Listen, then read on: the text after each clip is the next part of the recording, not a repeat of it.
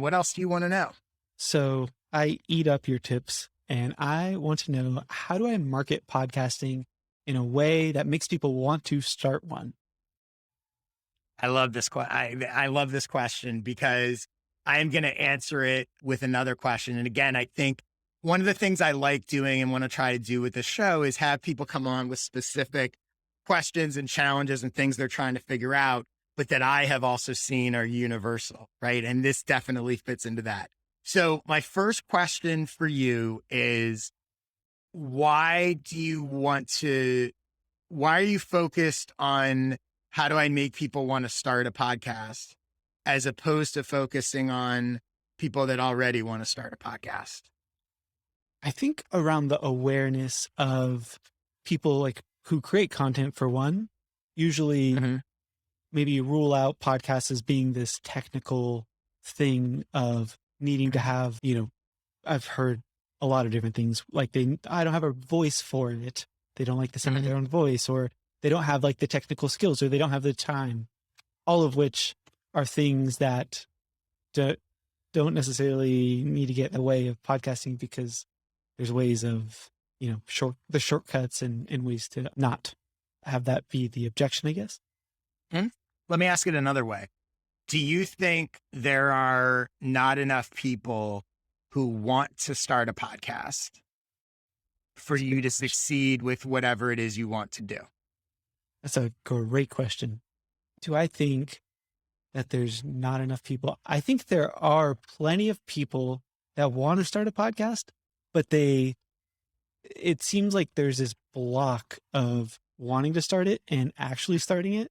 And that, like, that little gray area in between the wanting and the starting is the part that I have the most trouble speaking to. If that makes sense.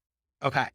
That makes sense. And I think it's so interesting. Like words are so important, even the words that we tell ourselves and how we think about our audience and how we frame stuff, right? Your explanation there is clear and different than your question. Yeah. So your question is, how do I market podcasting in a way that makes people want to start? Yeah. But what you just said was, it's the gray area between they want to start one, but they're scared or don't know how or have excuses. They already want to. Your question was, how do I convince them to want to? Yeah. Yeah. But actually, that's not what you mean. What you really mean is the people that want to have a block. They have something that is preventing them from doing it. Yes. Right? Which goes back to my original question, right? You don't actually want to convince people to start. What you want to do is you want to show people who already want to that they can. You want to make it easier and remove the tension, the blocks, whatever it is that is holding them back, right? Yes. Yeah. That's a very small, subtle difference, but it's massively important, right? And I think important for all of your messaging because, and let me pull up, actually, let me go to I guess this is more your Podcasting Academy, right? I mean, I know it aligns with your podcast too, but Podcasting Academy, right? So right now the headline, and this is on podcastingacademy.com. Your headline is looking to share your expertise with the world and create an exciting and fulfilling career. Have more freedom and passion hosting your own profitable podcast. That is convincing people you're trying to convince people to want to start a podcast. And you're saying that if you want to start a podcast, it will help you create an exciting and fulfilling career and share your expertise. Mm-hmm. What I actually think that should say is this isn't the exact language, but it should be something along the lines of some version of, it's not as hard to do a podcast as you think, or remove the things that are blocking you from starting the podcast you want to start or have always dreamed of. It should be focused on, like you described, that gray area.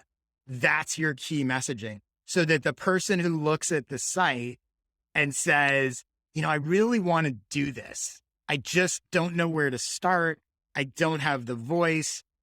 Who's going to listen to me? I'm sure you have a list of 30 things that make up that gray area that prevent people from doing it. You and Podcaster Academy and all of that, you're the guy that removes those things. Yes. And that is the pitch, I think. Yes, that makes total sense. And I just kind of am in the process of repositioning Podcasting Academy to speak a little bit more towards everything you're saying. And how do I say, like, yeah, I guess kind of leaning in towards making it, because people see podcast, like, because I have a lot of teachings on like the monetization of podcasts. So leaning a little bit more into that as well, because that makes the starting of a podcast is relatively simple, even if it doesn't seem that simple to someone who hasn't done it. But I see what you're saying. I guess on speaking more to that gray area makes a lot of sense. Do you think it's too big of a leap? Am I asking too many questions here? No. Do you think? No, I don't know. Yeah. Go ahead. Do you think it's too big of a to go to because it's like bigger than podcasting, right? Like podcasting is the tool, but the thing bigger than that is like financial freedom or that looks different to everybody, but creating different, streams of income that a podcast could provide for them. Is it too big of a leap? Like if someone, because I don't really talk just about microphones, that doesn't, gear part kind of gets sideways, I guess. Right. But is that too big of a leap, do you think, for someone who's like, No, I don't think it's too big a leap. I think, and this is the sort of universal piece of this, right? You want to focus on people who know they have a need, not try to convince them of the need. Right. Yeah. So I think let's talk about the monetization piece of it, right? When you say it's very subtle, right? But I think the messaging is not, hey, when you say podcasting is a way to get financial freedom, or even at its most simple, right? Podcasting is a way to make money. That statement is trying to convince people why they should start a podcast. Yes, that makes sense. Versus this isn't the exact language, I'm just riffing here, right? But if you want to make money with a podcast, I'm going to show you how to do it. Yeah. You see the difference there? So I think the monetization, all the stuff you're talking about is right, but you want to position it and talk to people. You're only talking to the people that already want that thing. Yeah. And want it and want it in that way. It's not just that they want financial freedom. They want to use a podcast to make money or to get financial freedom. Yes. That's the connecting point. And, I've said this before at times, but it's one of my favorite sort of exercises. If I were to tell you that we could introduce 100 people to listen to your podcast, or see a sales page, or see an interview with you, or whatever, right? Whatever's going to best sell your product. And those 100 people can't be anyone you know, and it can't be anyone famous. And I was like, who would you choose? Right. And you start to think about that. And obviously, and I think there's a lot of interesting questions there. Would you choose someone who's already started a podcast or not? Like, if this gets to your ideal audience, you would choose the people that you can best serve and most want to serve, and the ones that the highest percentage of those people would say yes. Doesn't mean they're the only people you can help, but you want to aim your messaging and positioning at that ideal audience. So for example, you would on the monetization piece, you would definitely choose not just people who are looking for financial freedom, but people who are looking to use a podcast to get financial freedom. Yes. That makes you sort of focus the messaging, right? Yeah. Because without it, it's a little disconnected. And that's where it winds up becoming about trying to convince people to do podcasts, when you don't really care about that. You want the people. It's like me with newsletters, right? I think everyone should have a newsletter. If you don't want to have a newsletter, that's fine. I'm going to be over here talking to the people that want to have a newsletter.